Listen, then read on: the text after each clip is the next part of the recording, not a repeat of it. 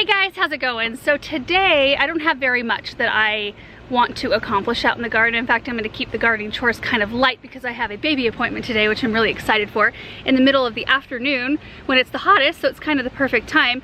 So this morning I'm just outside kind of putzing around a little bit, and that's kind of what the garden is right now. When you're in the dog days of summer, we're not doing a ton of planting or big projects. It just comes down to watering and watering and watering, fertilizing and maintaining. So, and a tiny bit of planting. I'm actually going to do some zinnia planting today in the potato raised beds in our vegetable garden. That's probably what I'll start with today. And then I've got some roses that have some long wild canes that I want to trim back to the leaf canopy of the rest of the plant. And then we need to troubleshoot some drip. So our front estate planters, one of them, like, they looked beautiful. In fact, we did a tour, like a mini tour of the areas I forgot to show in the full garden tour, July garden tour.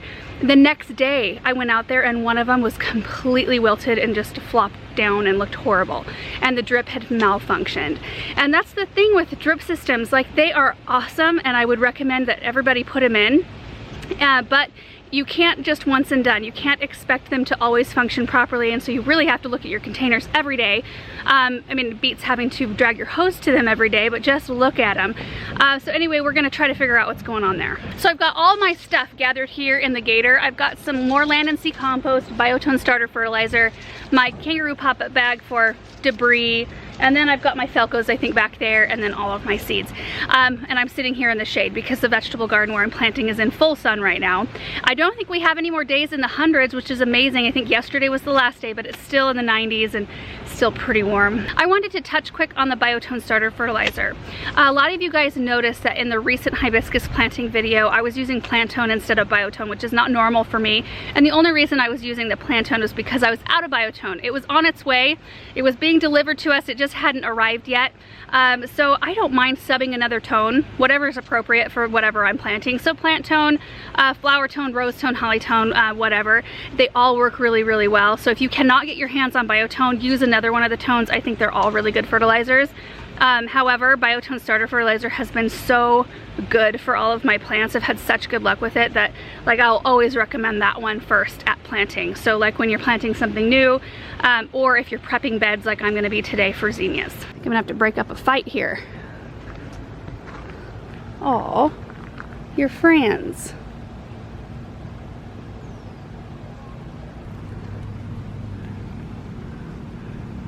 Gosh, they're just like siblings. Don't be gross, Cheddar. Don't do that.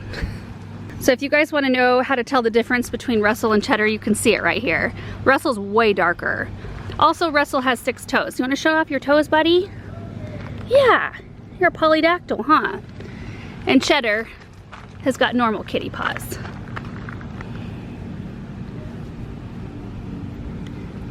And you're much more peachy colored, huh? Okay, I'm gonna pull the gator up closer to the garden opening here.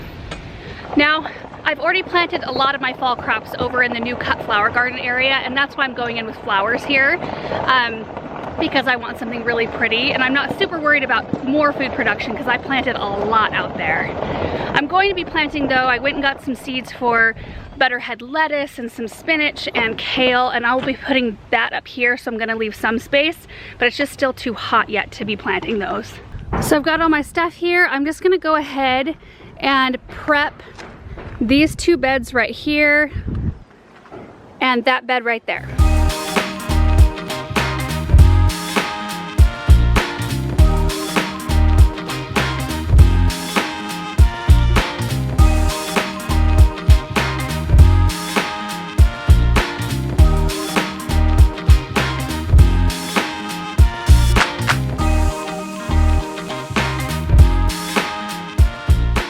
Taking a quick break in the shade of the willow to cool off before actually planting. So I got all of the compost and the biotone worked into the top several inches of soil in each one of those raised beds. And then I kind of messed with the drip tubing. You know, I've got the 1/4 inch drip tube that has emitter holes every 6 inches. It's been working out phenomenally this year. I really like it much better than the soaker hose type. And I have 4 rows of it in each one of my raised beds. And planting zinnias this time of year, like we're at the first part of August right now, we'll have plenty of time. Now we have a really long season typically anyway, but when I plant when it's this hot outside, I can have flowers from seed to flower in like 30 days. So probably by the beginning part of September, mid-September, we'll have another crop of beautiful flowers. And these aren't really meant for cutting per se. I mean, I can cut them if I want to. They're more meant to be pretty, to attract pollinators and butterflies and such, and honeybees, and just to be beautiful, because we drive by this vegetable garden, we walk by it every single day, and it's almost like a huge cut flower arrangement that lasts a lot longer, but in the ground, if that makes sense. And I have a ton of zinnias in our cut flower garden right now that are actually meant for cutting. So they're just starting to bloom. I planted those really, really late, and I noticed some of my first blooms this past week, so it's getting exciting out there. And these are the varieties I have today. I think I'm gonna do one variety per bed. So this is a cactus flower blend. These grow 2 to 3 feet tall, so I'll plant these in one of the beds that's toward the back of the vegetable garden, and just huge blooms, beautiful. Then I've got Thumbelina, which these are much shorter, so up to what, so say 16 inches tall there.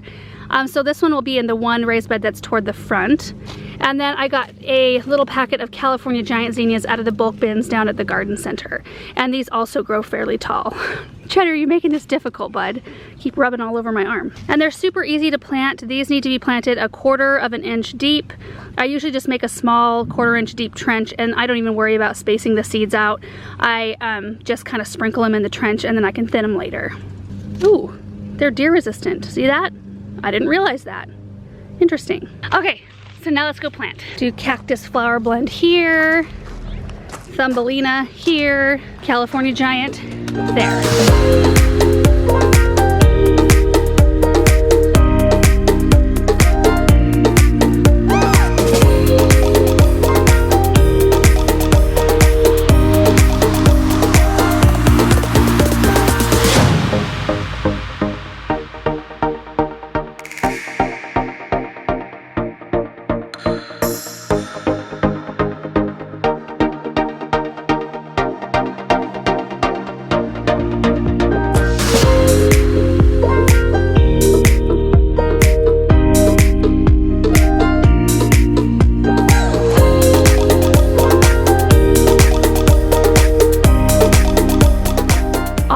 And watered in, and I realized once I started planting, now since I don't space my seeds with zinnias, I could stretch the seed a lot further if I would space them properly, but I just like to kind of seed them thick when I plant them in this application.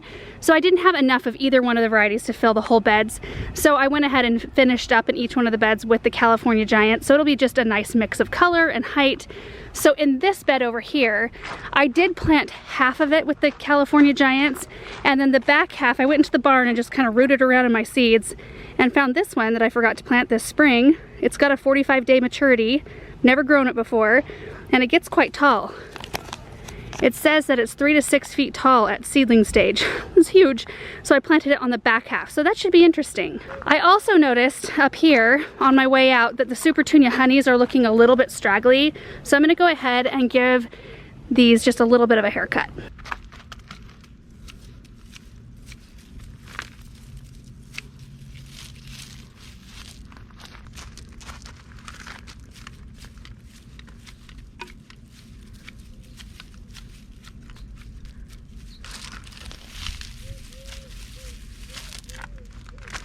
That looks quite a bit bigger. By bringing up the canopy on those super petunias, they'll have a lot more energy to put on, a lot more pretty growth, and a lot more blooms. I am loving this though.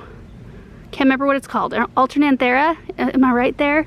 Love it. It's standing up to our heat in the sun and all of the like radiant heat from the gravel while looking beautiful, and it's a wonderful alternative to sweet potato vines. I kind of have a love-hate relationship with sweet potato vines because, one, they are pretty, like a really pretty bright spot, but they tend to get huge, enormous. They take over containers unless you want to prune them all the time, and they're total babies for water. So, I don't know. So now I want to head to the front of the gazebo. That's where we're going to do our next project.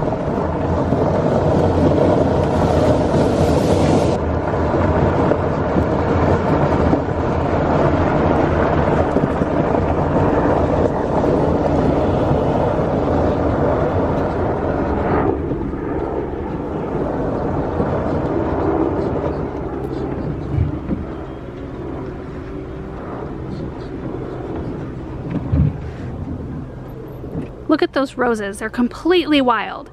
And some of them are putting on buds right on the end of those really long stems, but I don't really want to keep them looking like that. Honestly, these are the carding mills right here. And if we keep on keeping those long canes pruned, they do bloom, you know, toward the more full part, I guess you could say, of their leaf canopy. So I'm just gonna clean these up a little bit, make them look a little tidier. And I'm going to take this salvia down a little bit. This is the Rockin', I think, blue suede shoes. Is that what I planted over here last year? I can't remember, but it came back from last year and it's totally huge. It's dwarfing our container right there. And like, I don't know if I really want it there. We'll see. After I get the roses done and pruned up, we'll see how it looks. The boscabels are so much better behaved. Look at those. Aren't those just like, oh, they're so pretty. It is full sun, so I'm not sure how it looks for you guys. It's always harder to show things in detail in full sun, but I just love this whole area. Minus the scraggly stems over there.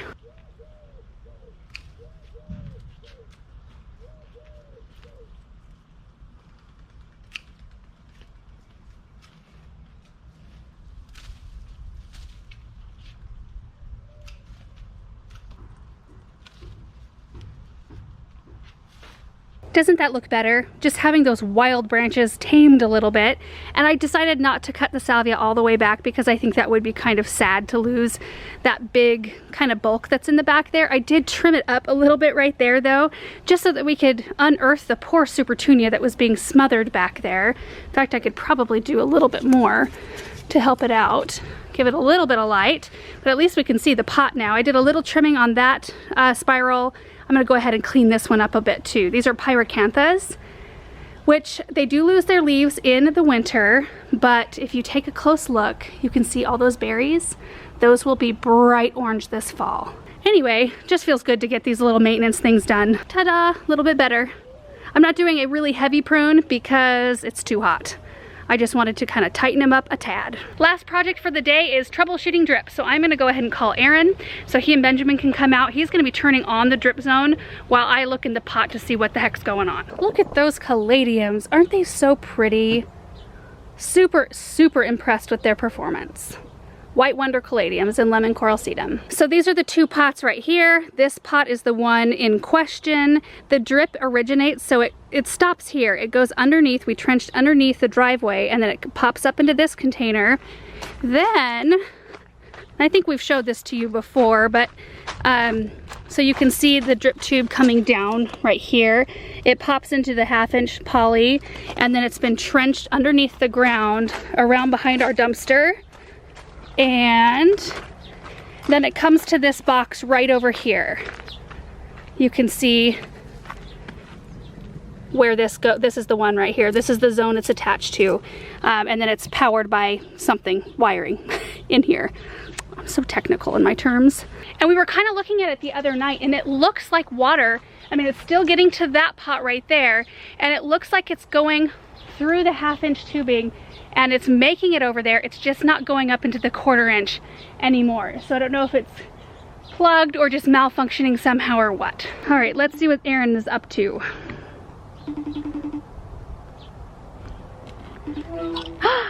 Hi, Benjamin. What are you doing? Are you eating a mint? You lucky boy. Is your daddy giving you candies? Hey. Hey, you guys want to come out and help me with this drip issue? Oh, sure. That'd be awesome. I'm out by the front. Okay, bye. Here they come. Hey, Benjamin. Hi, bud. Hey. Oh, yeah? Hi. How are you, bud? Let me take your water. He just stopped short. No hugs for me? Do I get hugs? It's called the gator. Is it the gator? This is the gator. Yeah, I like your sunnies. Oh, there's the hug. Thanks, buddy. I love you. I'm okay. I'm all clean. You act surprised. Get pie to the button. Yeah, there's buttons all over this thing, huh? There's 2 buttons. Yeah. 1, 2, 3, 4, 5, 6, 7, 8, 9, 10. Good job. Okay, so I'm thinking if you could turn on the zone, I'll stand over there and try to figure out what's going on. Okay. Okay, so this is what the app looks like, where Aaron turns it on. Under mulberry tree. Can you see that? It's not focusing. There it is. Okay. So we'll connect to that one. It's all Bluetooth, so you have to connect every time you want to make a change. Oh, it's a new battery. Did you find the new battery? I'll skip the update. Thanks, babe. Entryway containers. Oh, perfect. You've got a picture and everything. Yeah. Look at you. We'll run it for 25 minutes. Okay. That should give us enough time. I'll go see what's going on then. Okay, first off, let's see if the water is running in the first container, just as kind of a baseline. Yep, it's for sure running in here. You can see the water coming out, dripping out of the drip tube there. And so Aaron tested right over here. This is where you can see where the 1/2-inch poly comes up. He took this little crimper off and water was just pouring out of this. So we know it's making it over here, which I was worried that it got crimped or crushed underneath the driveway. So let's see. Yeah, we got nothing coming out of the tubing here. So I'm gonna try to get all of this out and see if I can find where exactly the problem is. Oh, there is water coming out of some of these. So it must just stop. Like, there's water coming out of this one, but none coming out of this one. Maybe it's just the length of this tubing. And I'm just gonna clip, because let me see if I can get this off. Yeah, look. Oh, Whoa. it was plugged. Sorry, did I get you wet? Yeah. Okay, well, it was maybe just plugged. I'm gonna go ahead and replace all of this right here with new stuff, because since I have this all strung out anyway, in case there's a potential plug in I this. doubt there is. We know that the issue was before that. I would just use it. You sure? Oh yeah. Okay. No sense in throwing it away. Okay, I'm just gonna crimp it. I'm gonna stand back. Working now. All the way to the end. So there was like a little, I saw it too, it was like a little white something was in there. And it just blew out. So now I'm gonna do my best. I don't know how to get this back in here. I'm super happy about this because I thought I was gonna have to go get more supplies and redo this whole thing and drum up some more drip tubing in the barn somewhere. Aaron, today I planted some mountain spinach that grows 6 feet tall. Wow. Will it grow that tall this year? It says it's 45 day. I've never grown it before. Wow. So it's one of those Snake River seeds. They've got some cool varieties. Can you just let that run too? Yeah. How long did you run it for? 25 minutes. Perfect. So that's actually it in terms of projects, but I do still need to water the greenhouse, so I think we'll go back there. I'll give you kind of a really quick tour of everything that's still in there, and then I'll give it some water. It's probably hurting by now. So here we are at the greenhouse. There's our cocktail garden, which I just groomed up. It's doing really well. Look at those good-hearted tomatoes, which I have to say are my favorite flavor of any tomato I'm growing this year. We've got some basil in there and a bunch of other things. We've got some really pretty containers. And honestly, this is pretty light in terms of plants that we've left over. I won't go plant by plant because it would take a while, but we like to order really heavy in the spring so that I've got a lot to pull from for fall things. But I mean, we've even got some space on tables, and usually this floor is completely packed full of plants to where like you have a tiny little walking path. So it's really lightening up in here. But there are some pretty fall things, you know, some pretty autumnal colored plants and some fountain grass. I like to always get extra fountain grass in the spring because they are harder to find in the fall. Some pretty black-eyed Susans back here. Look at those. Plant those somewhere. And then swinging around, I just groomed up all the calendulas, just cut all of those back in our green stock garden. Got some gorgeous, these are the Flambe Yellow. Oh, I love these. So perfect for fall. And then just a few other things to have for projects later on. Just had to move our Japanese maples though into the greenhouse because they were getting fried outside. All of my Japanese maples this year are doing weird things. So I'm just hoping that once they lose their leaves and come back fresh in the spring, that they actually do come back fresh. So anyway, we're giving them extra water and extra pampering here in the greenhouse now. So now I'm just gonna water all of it. Usually takes about 20 minutes. It's one of my favorite spots to water though, because you're standing upright the whole time and you're not having to like pull a hose very much. We've got the hose link in here, which is so super handy, and I actually keep the water on all the time. I don't even turn the faucet off. So I can just come in here, pick up the hose and start watering. And then usually, like if it's really windy outside, it's a little reprieve in here. And I've got a fan going now. Still pretty warm in here, but not bad.